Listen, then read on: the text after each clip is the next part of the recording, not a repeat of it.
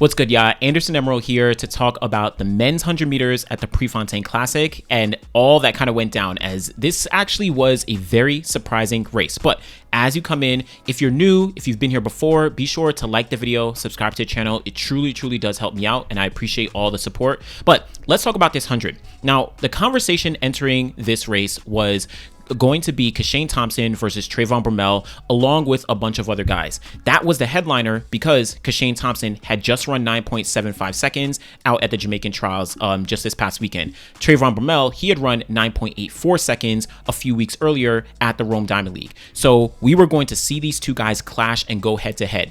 Now, the results kind of panned out significantly different than that, and I'm going to be honest, I was maybe a little bit surprised, but not too surprised when you kind of break things down overall. First off, Kishane Thompson, clear and far away from the rest of the field, running 9.85 seconds to get the win in the 100 meters here. He actually was not super explosive from the start, but the way that he's been talking about his different phases of his race, he actually did execute relatively well, pulled away from the field, crossed the line comfortably in first place. As I said in my preview, don't get our expectations super high to think that Kishane Thompson is going to run 9.7, run 9.6. Like, no, he's just coming off Jamaican national championships. So we have to taper our expectations just a little bit when it comes to the times and the performances that he'll be putting down over the next few weeks leading up into world championships, which will be his true focus. But 9.85, I think before even getting to the rest of the field, this to me just further solidifies his status as the favorite for the gold medal at the World Championships later on this year. Yes, I know that someone like Noah Lyles hasn't opened up yet, but as the season progresses, it's getting tougher and tougher to say that Noah Lyles is truly going to be able to take down a Kishane Thompson, considering the progress that he's been making this year. And very importantly is that Kishane Thompson is running frequently and healthy. This is the first season that he's run this many races throughout an entire year, and we're only in June. I think he's going to the London Diamond League in a few weeks where he might run the 100. I know he's running the 4x1 there for sure. He might run another race in the Diamond League in August, a couple others leading into the World Championships.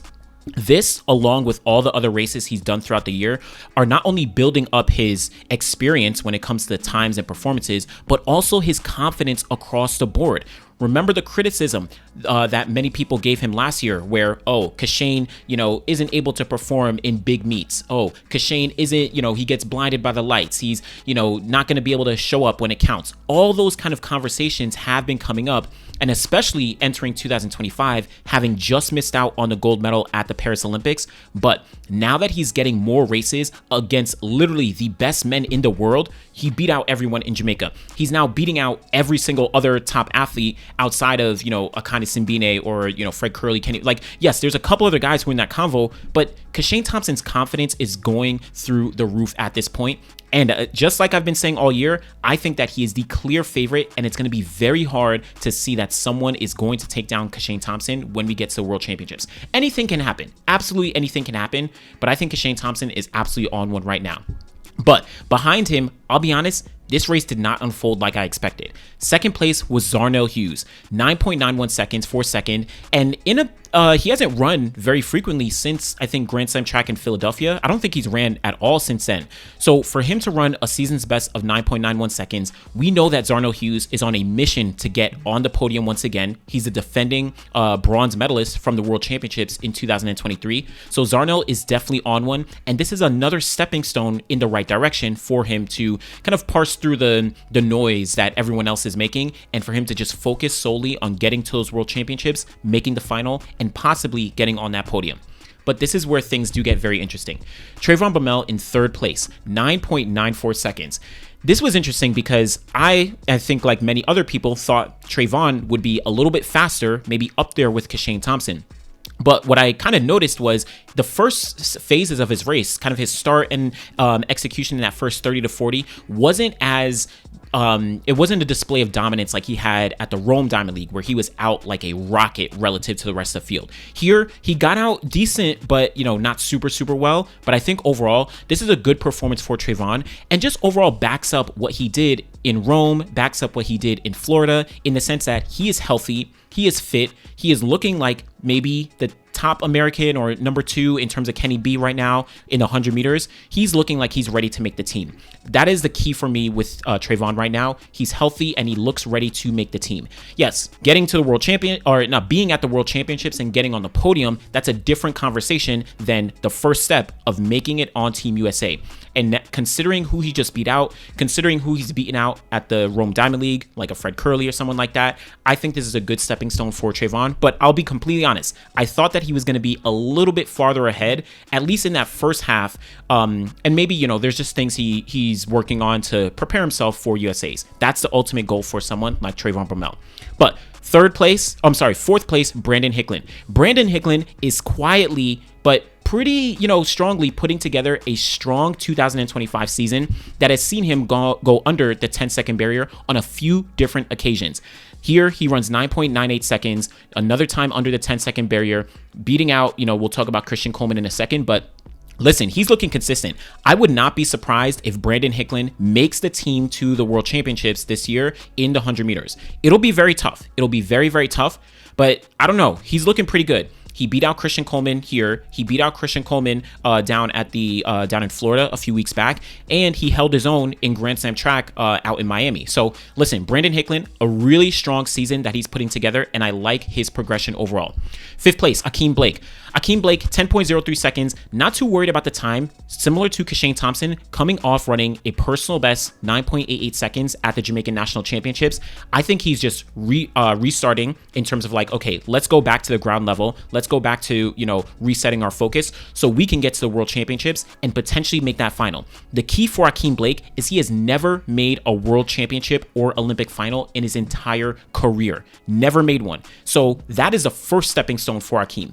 It's going to be very challenging when you look at the landscape of the men's 100, but I think that's his focus right now. So a race like this, keeping himself right in the mix, in the middle of the pack, 5th place, I think this is a good stepping stone for Ackeem Blake, and we'll see how he does progress going towards the Tokyo World Championships. He secured his spot on the team, so that's all that matters for now. 6th place, Bayanda Walaza. Now, 10.04 seconds, I think coming off what he did at the Continental Tour a few weeks ago in Zagreb, then he has been running against some of the top guys, you know, running at the Kipkeno Classic, running at the Racers Grand Prix. Here's another super high profile race for him. And yes, I'm gonna be honest, this is a relatively good performance for Walaza. 10.04 seconds, finishing ahead of some strong guys like a Christian Coleman, like a Lachlan Kennedy, who actually beat him while they were at down in Kenya, Jeremiah Azu. So I think overall, relatively consistent for Walaza, running in the low 10s, you know, high 9-second performances. I like where he's at. And again, I don't have expectations for him to make a final at the World Championships in the 100 or something like that. What I will be interested to see is just how he continues to make progress throughout the year. And can he make the semifinals at the World Championships? Can he run under 10 seconds once again? Can he, at some point this year, break the world U20 record of 9.91 seconds? That's probably my bigger focus for Walaza as the year progresses, as opposed to, okay, he's definitely going to, you know, win a medal at the World Championships. He's definitely going to make the final. That's probably like a little bit farther out. Again, specifically when talking about Bayanda Walaza, but we'll see how things go. Now, Christian Coleman. Well, actually, I'm going to save Christian for last because I'm very interested in Christian here. Lachlan Kennedy, 8th place, 10.07 seconds. He's also had a breakout this year in terms of popularity, notoriety, exposure. He's won a few races, like I noted, Kipkeno Classic, Maury Plant Meet in the 200, but I think this is relatively, you know, in line with what Lachlan Kennedy is capable of doing. And, you know, he's another one who may or may not be able to make the final at the World Champs, but he's starting to put himself in the conversation. And then Jeremiah Azu, 10.20 seconds, nothing too crazy. Again, coming off the World Indoor gold medal in the 60 meters, but he's also one who's, you know, really hoping to make the final at the World Championships later on this summer. Now let's talk about Christian Coleman. Man, this was, I'm going to be completely honest, this was a little tough, and it's a little complicated as we do look forward in 2025 for the 100 meters, specifically towards USA's. Christian Coleman ran 10.06 seconds, which is a season's best for him here, and he finishes 7th place amongst other guys. Now, forget the international athletes, right? Forget Walaza, Ackeem Blake, Zharnel Hughes, Kishane Thompson. That's a whole other discussion, right? Because you got to get to the World Championships first. The bigger question I have here is, can Christian Coleman make this 100-meter team? Now, we don't know like the intricacies of his practice, the intricacies of, you know, what he's been working on. In conversations that, you know, I've had with him and that he's spoken to the media about, he has said that, yeah, there's things I'm working on in practice. I'm just waiting for it to click. But it's, being honest, right, from the outside looking in, it definitely does get tough to say, all right, things are getting better for Christian Coleman, because as we get closer to USA's, you see Trayvon Bromell looking really good. You see Brandon Hicklin, you know, progressively getting better and beating Christian Coleman a few times this year already. You see Kenny B, of course, who's looking good. Yes, he pulled out of this meet just due to a little, a little tightness, but he's looking good, right? Fred Curley has already run sub 10 and he's looking pretty good. So when you're looking at the landscape of the men's 100, it gets very tricky to see where can Christian Coleman fit in. Even with the fact that Noah Lyles has the wild card. Remember, I just named 4 guys between Trayvon Bromell, Brandon Hicklin, Fred Curley, and Kenny B. And that's to say nothing of all the other guys who are definitely going to be vying for spots.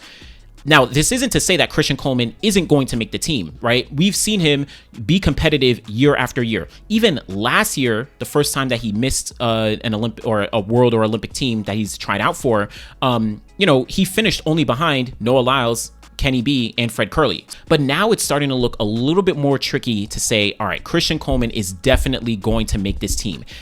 It's almost like there's stagnation in a sense.